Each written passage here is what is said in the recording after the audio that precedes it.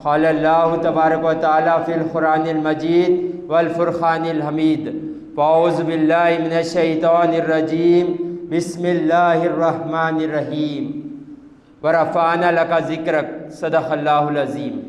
میرے زندگی کا مقصد تیرے دین کی سرفرازی، میں اس لیے مسلمان، میں اس لیے نمازی۔ محترم و مکرم معزز سامعین کرام، السلام علیکم ورحمۃ اللہ وبرکاتہ۔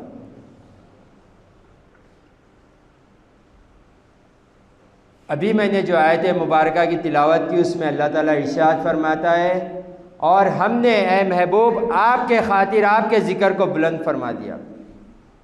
پچھلے جمعے میں بھی اس کی تفسیر بیان کی گئی تھی، آج بھی اس کی تفسیر کے متعلق بیان کیا جائے گا کہ اللہ تعالیٰ نے اپنے محبوب کے ذکر کو کیسے بلند کیا، کیسے رفقت عطا کی حضور پاک صلی اللہ علیہ وسلم کو، اور کیسے آپ کے ذکر کو بلند کیا۔ روایتوں میں آتا ہے کہ ہر چیز کی ایک کنجی ہوتی ہے، ہر چیز کی ایک کنجی ہوتی ہے، اور محبت کی کنجی ذکر ہے بول کر آیا۔ اور حضور پاک صلی اللہ علیہ وآلہ وسلم نے ارشاد فرمایا، بندہ جس سے محبت کرتا ہے اس کا کثرت سے ذکر کرتا ہے۔ وہ چاہتا ہی یہی ہے جس سے محبت کی جائے، صرف اس کی بات کی جائے، اس سے بات کی جائے۔ جس سے محبت ہوتی ہے یہ اس کا کیفیت بن جاتی ہے، اس سے ہٹ کے سب اس کو دشمن نظر آتے ہیں، صرف اس کی معشوقی اس کے دل کا سکون نظر آتی ہے۔ تو یہ محبت کی ایک کیفیت ہے،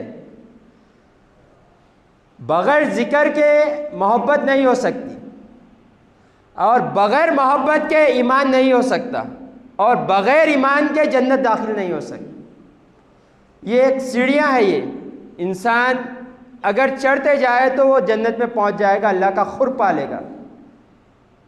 جو بندہ جس سے محبت کرتا ہے اس کا ذکر کرنا بھی پسند کرتا ہے، سننا بھی پسند کرتا ہے، اس کی حالت ہو جاتی ہے کہ وہ صرف اپنے معشوق کا ذکر سننا، ذکر کرنا، یہی اس کے لیے بہتر ہوتا ہے۔ اس سے ہٹ کر سب چیز اسے پسند نہیں آتی۔ مجنو بول کے ہر کوئی سنے، لیلا مجنو۔ تو مجنو کی کیفیت محبت میں یہ ہو گئی تھی کہ اگر کوئی اس سے پوچھ لیتا کہاں سے آ رہے ہو تو کہتا تھا کہ لیلا کے پاس سے آ رہا ہوں، اور کہاں جا رہے ہو تو لیلا کے پاس جا رہا ہوں۔ ہر حال میں اس کو لیلا ہی کہنا اس کو پسند آتا تھا، اس سے ہٹ کے انہیں گفتگو کرنا ہی پسند نہیں کرتا تھا، اتنا محبت میں ڈوب گیا تھا۔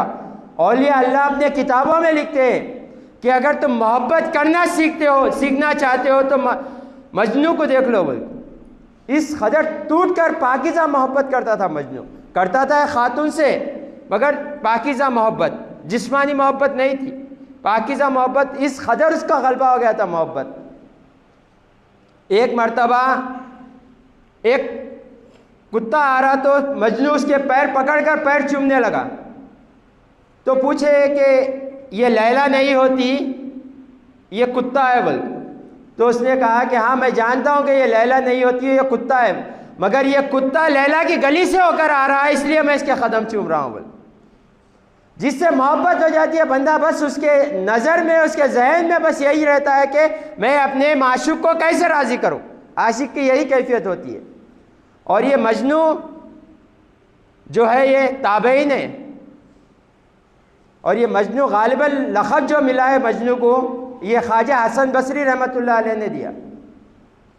ایک مرتبہ خواجہ حسن بصری رحمۃ اللہ علیہ مجنو سے پوچھے، اس کا نام کیف تھا، تو پوچھے کہ خلافت کے بارے میں جھگڑا ہو رہا ہے، حضرت علی رضی اللہ تعالیٰ عنہ کو خلافت دے یا حضرت امیر معاویہ رضی اللہ تعالیٰ عنہ کو خلافت دے۔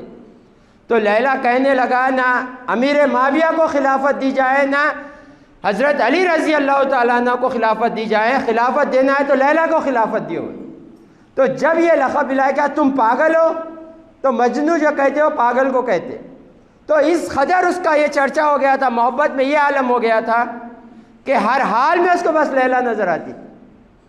اب یہ دنیاوی محبت کو ہمارے سامنے رکھے اور حقیقی محبت ہماری جو اللہ اور رسول سے، اسے سامنے رکھ کر اپنے آپ کو پیش کرے۔ اب ایک دنیا کی محبت میں اتنا گرفتار ہو گیا، ہر حال میں لیلا نظر آ رہی ہے، اور ہم اللہ اور رسول کی محبت کا دعویٰ بڑھتے ہیں۔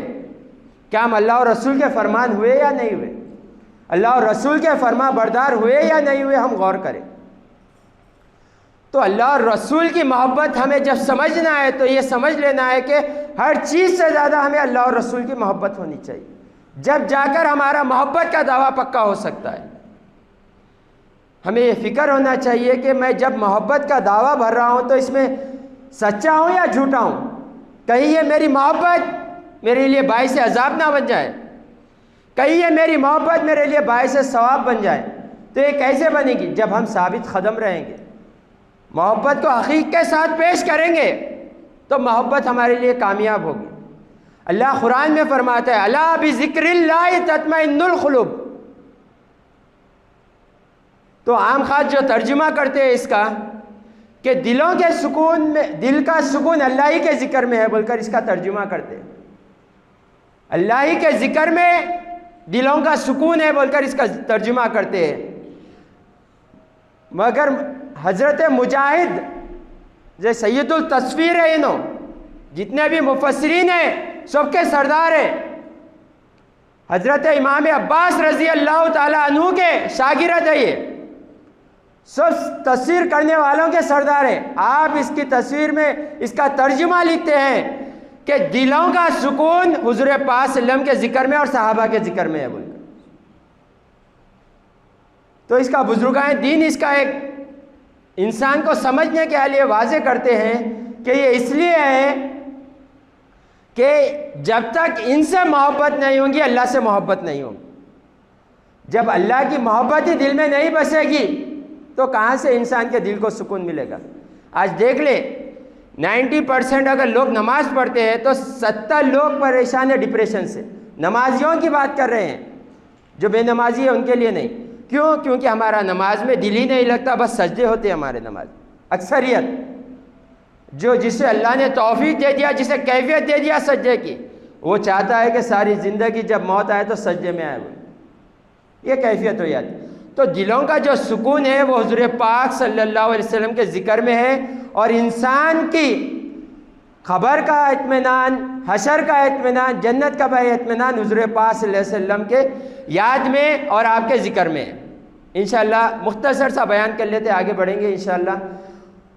حضور پاک صلی اللہ علیہ وآلہ وسلم نے ارشاد فرمایا، بخاری شریف کی حدیث ہے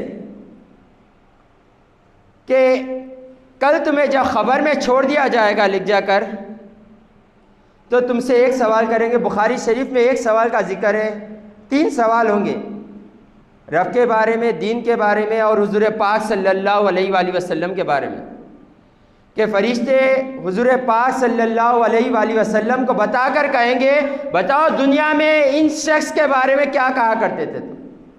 خبر میں پہنچ گئے ہم، جہاں سارے رشتے ناطے ٹوٹ گئے، اب کوئی کسی کو پوچھنے حال نہیں ہے، وہاں پوچھا جا رہا ہے کہ بتاؤ اس شخص کے بارے میں دنیا میں کیا کہا کرتے تھے۔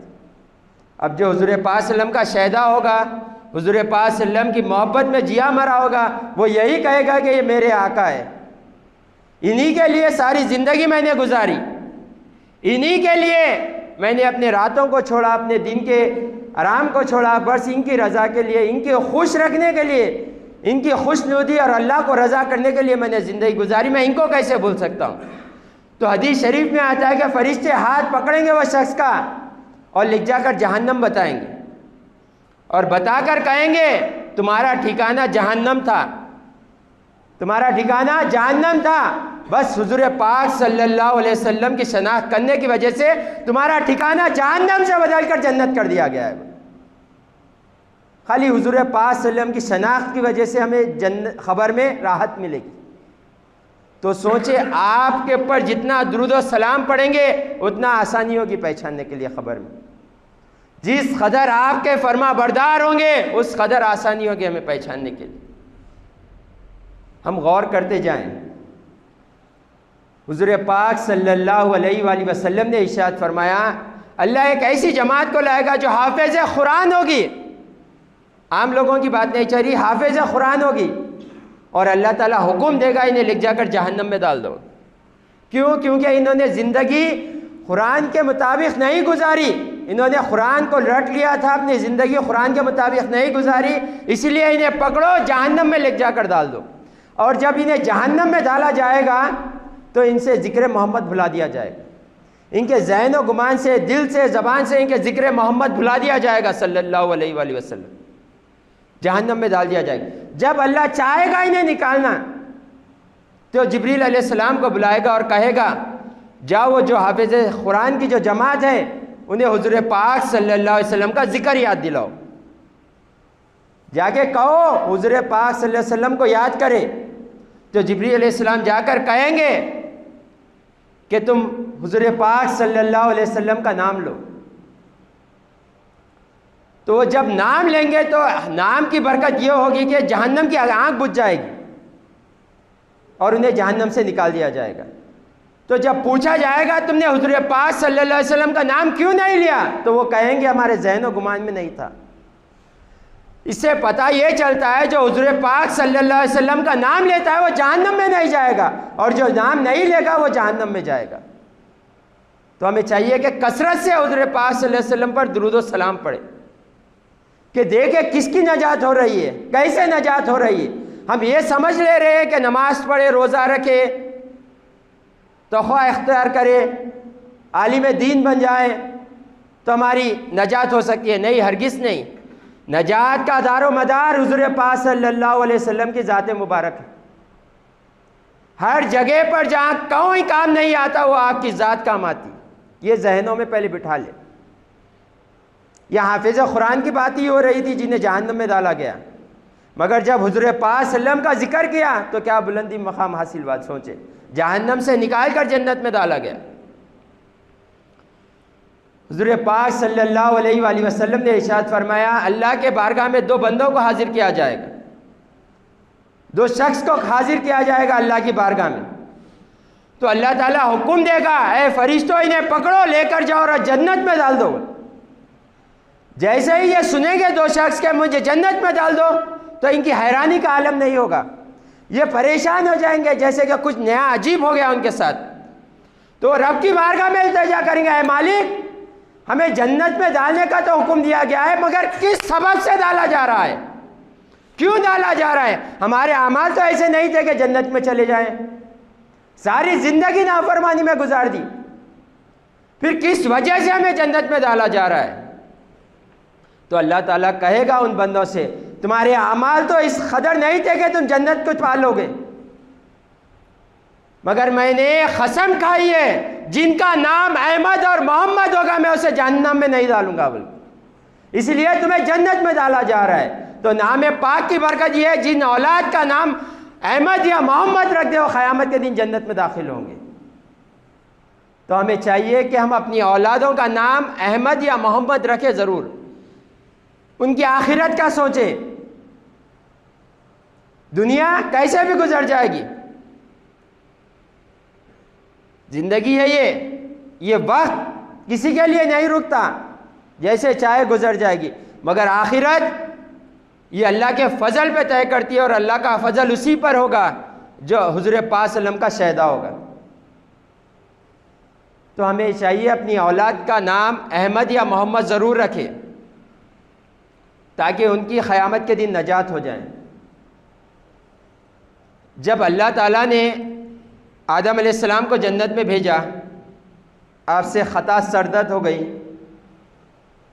اور اللہ تعالیٰ فرماتا ہے قرآن میں ہم نے دیکھا ہے کہ آدم کے دل میں نہیں تھا کہ غلطی کرے، وہ یہ غلطی سے ہو گیا تھا، جو گناہ نہیں تھا آدم علیہ السلام کا، یہ کوشش نہیں کر رہے تھے کہ میں گناہ کروں رب کی نافرمانی کو، نہیں، غلطی سے ہو گیا تھا۔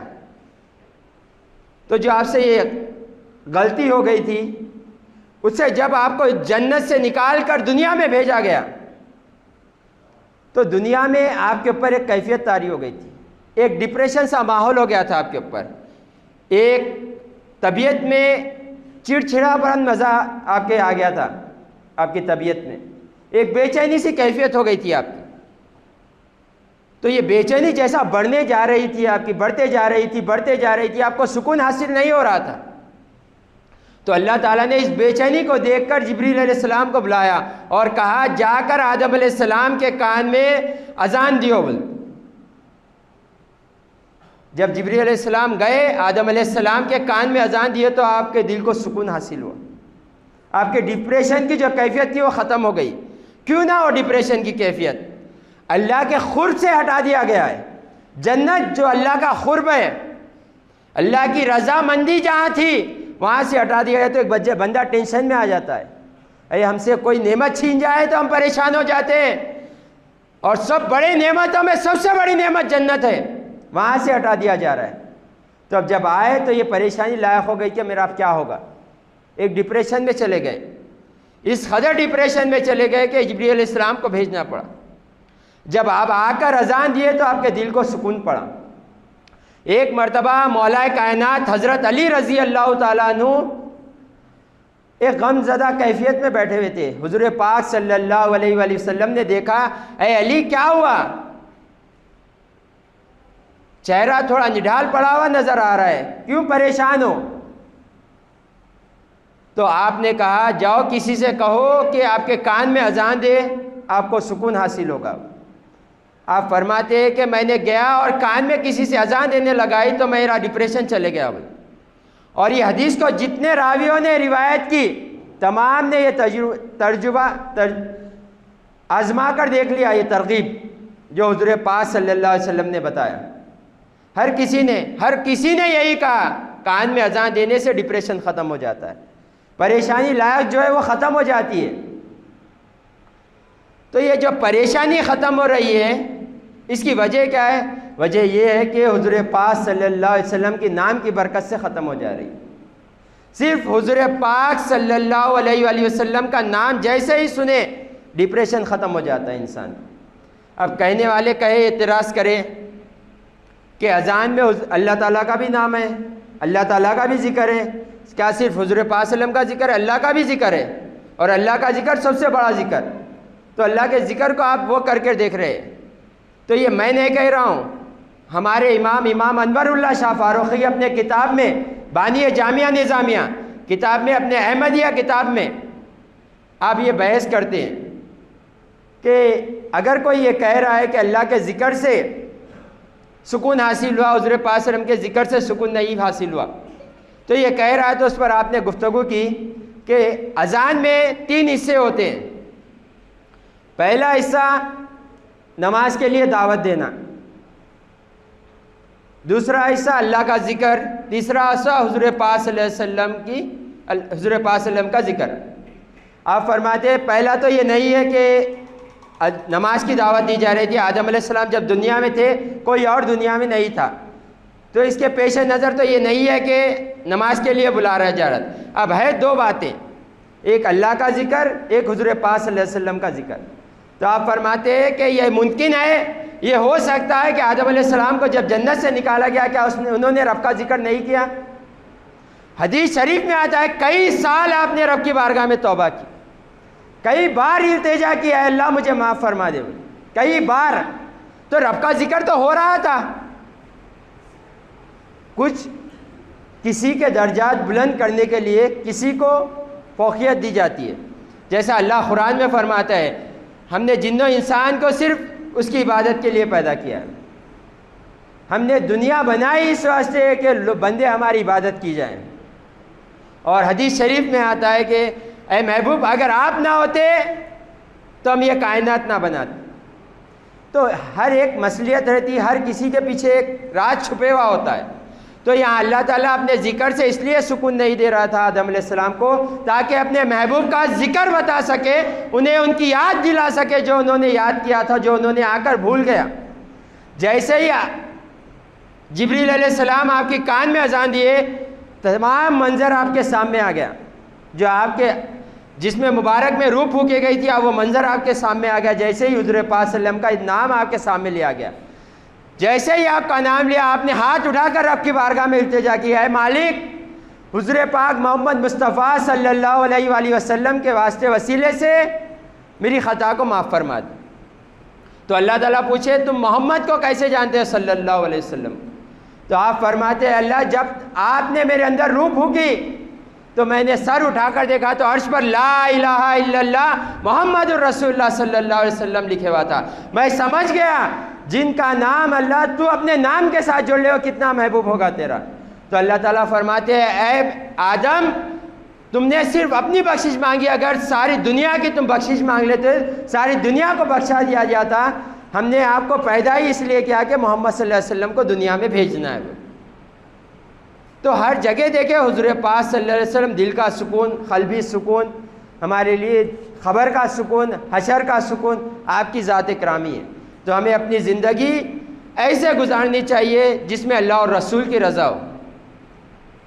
ایسی زندگی نہ گزارے جس میں اللہ اور رسول ناراض ہو جائیں۔ ہو گئی غلطی، رب کی بارگاہ میں معافی مانگے، اللہ بڑا بخشنے والا ہے، بڑا توبہ قبول کرنے والا ہے۔ اللہ اگر چاہے تو سارے بندوں کو مسلمان بھی کر دے اور جنت میں بھی ڈال دے، تو اس کے خزانوں میں کمی نہیں آتی۔ ہم تو ایمان والے ہیں، اللہ کا یہ بڑا فضل ہے ہم پر، تو ہمیں چاہیے رب کی بارگاہ میں توبہ کرے اور اپنی زندگی اللہ اور رسول کے مطابق گزارے۔